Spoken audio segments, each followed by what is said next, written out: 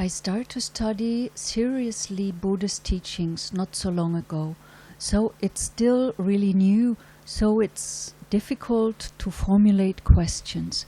Would you explain what goes from life to life if me or ego, the Ataman, does not really exist?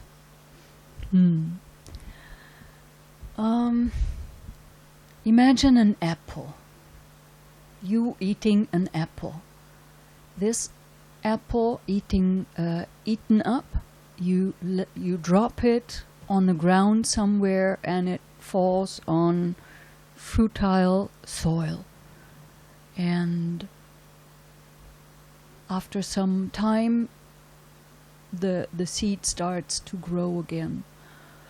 And a new apple tree is there.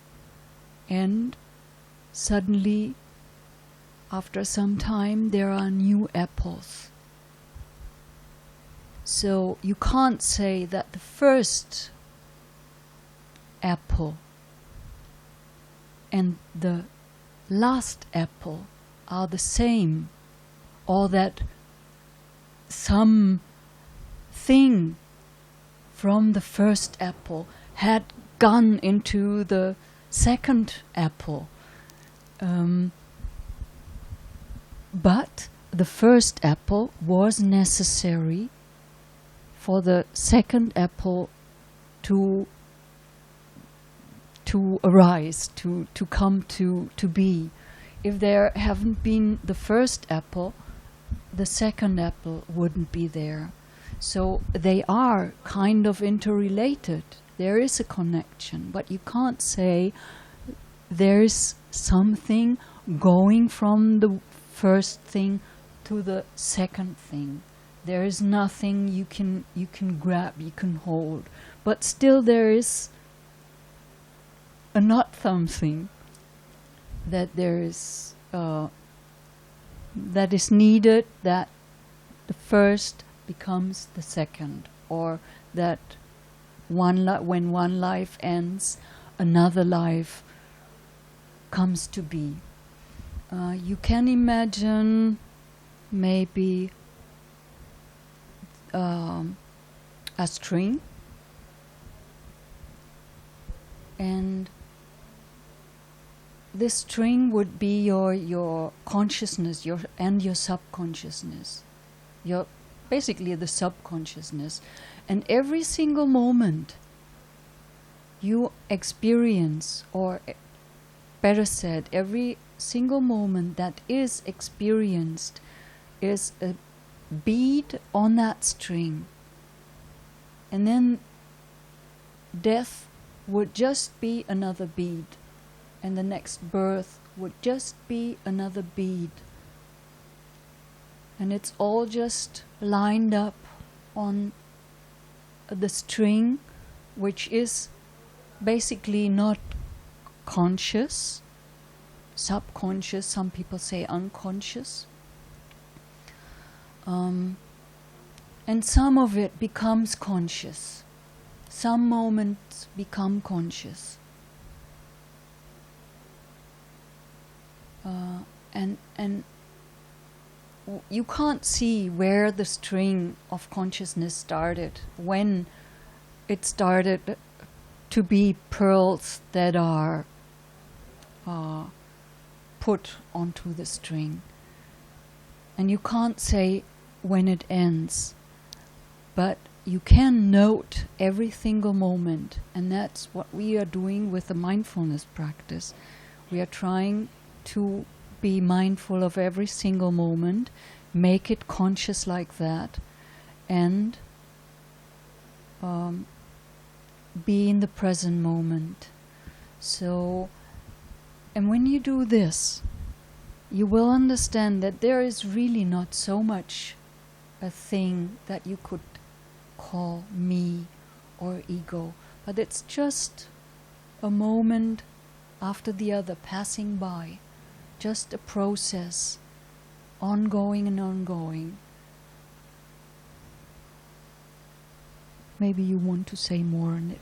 I mean, I normally answer the same way, but there is something that has to be said in addition. I mean, that is exactly how, or that's with different words how I would have said it. It's death is just another moment, but there is something that else that has to be said, and so I just like to clarify that death does have some significance, because birth is kind of like an explosion, or not birth, but conception. When a being takes a life, it takes a lot of energy to be born, and especially in a coarse realm, like as a human, it takes a lot of energy, and there's this burst of energy that sets us on this course as a human being, because even an arahant, when they give up the attachment to rebirth, they still have to live their life out. This is because of the power of the greed and the craving to be reborn.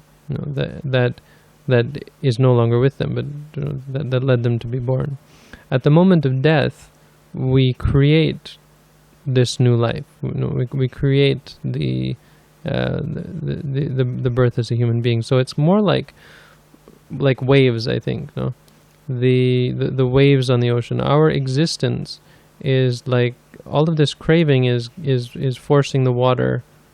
It's like the power of the gravity forcing the water into a wave. And then the wave crashes. But there's the next wave builds up. So once you get rid of the force that's creating the waves, then there is the end to there will be the end to the waves, the end to the turbulence.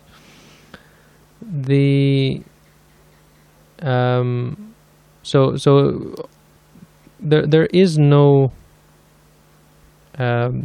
moment of death that we can say, there was this life and there was the next life, but there is some buildup of power and then the release of power.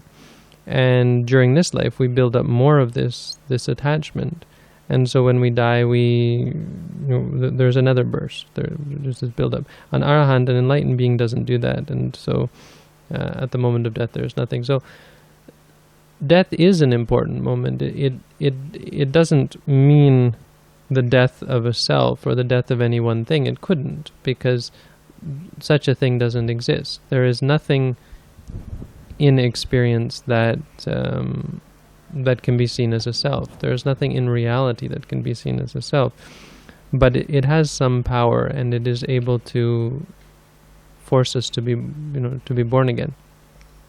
The real point about I think the real answer to if there is no self, how does this process occur? You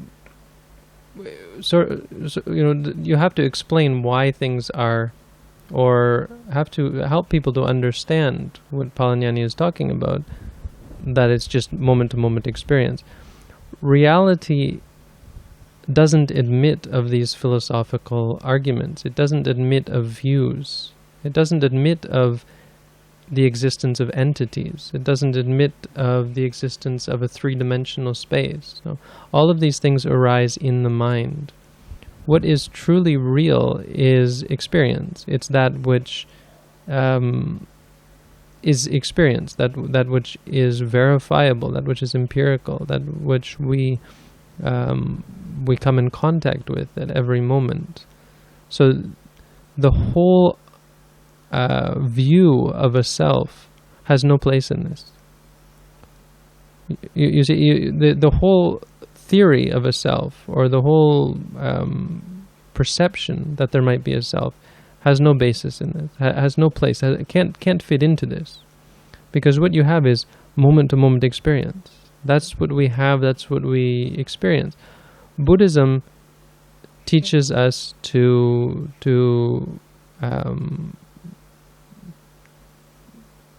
become in harmony with this. So this is how we understand reality, to help us to understand the world and reality in terms of these things. That reality is just here. The question, is there a soul? Is there an impermanent soul? I mean, what do these words mean? No, these are words on a page. No, they're thoughts that arise in the mind. See, there's no way to answer such questions. They have no meaning. They're meaningless. It's like asking, is there an apple? If you have the apple and it falls from the tree, is there an apple? And it's a totally meaningless question from a Buddhist point of view, right? There is the experience. When you talk about what is really there's the experience of seeing, or if you hear the apple fall, there's the experience of hearing. If you think of it as an apple, there's the experience of thinking. If you wonder whether the apple exists, there's an experience of wondering. So the question of whether the apple exists or not is meaningless. There's no answer. You can't give an answer to it. The only answer you could say is, well, according to theory, no, it doesn't exist. But it's meaningless. The words, does the apple exist, or is there a soul, have no meaning. It's like, there was one monk, he said, it's like if you ask an innocent man why he killed his wife, or why he beat his wife. Well, he didn't beat his wife. You can't ask the question of why. These are questions that have no relationship to reality. Reality is a moment-to-moment experience. So the idea, is there a self, isn't there a self? None of these questions apply. There is this moment-to-moment experience. So it goes on regardless of whether there is a self or not. Asking what goes from life to life is also can't be answered. No. Life to life doesn't exist. This life doesn't exist. Next life doesn't exist. What exists is moment to moment, and it functions in a certain way that, as I said, gives rise to this next wave. The power, the impetus, the impulse. I don't know, the force that is caused by the craving. But that's just a part of how this moment-to-moment experience worked, and you can see how that works. You can watch, when you die, you can watch your craving lead you to the next life. You can see that happening. The idea of what is it that's doing this, or what is behind all of this, or what is the substratum of this existence, it has no meaning. What could you say? You could make up some kind of theory about what is the substratum, and you could even see that it's verified in reality. The problem is that this is exactly what science does, no? It theorizes and it tries to find things that find theories that mesh with reality. But none of that has anything to do with reality. Reality is the experience. Whether you figure it out, what is the substratum or how it works, has no bearing on what it is, has no bearing on reality. So these questions, therefore, the point being that as you practice meditation, these questions drop away. You don't ever think as a Buddhist, is there a self, isn't there a self? You do, once you become developed in meditation, these questions drop away. There's no answer. There's no, they have no connection with what you're experiencing. The experience is what it is. It comes and it goes, it arises, it ceases, it's moment to moment. It's impermanent, unsatisfying, uncontrollable. It's not worth clinging to, and so eventually the clinging drops away. Clinging to anything drops away, and with the dropping away of clinging, there's the end of suffering. With the end of suffering, there's freedom. Martin has a related question. Can we say that the mind continues if someone asks? I wouldn't say that. Because it does not continue. The mind is not stable. The soul, talking about the soul or talking about the mind continues, comes from the wish that there is something to hold on, to grab. But this wish is irrelevant. It doesn't work. It's a cause for suffering. It doesn't work that way.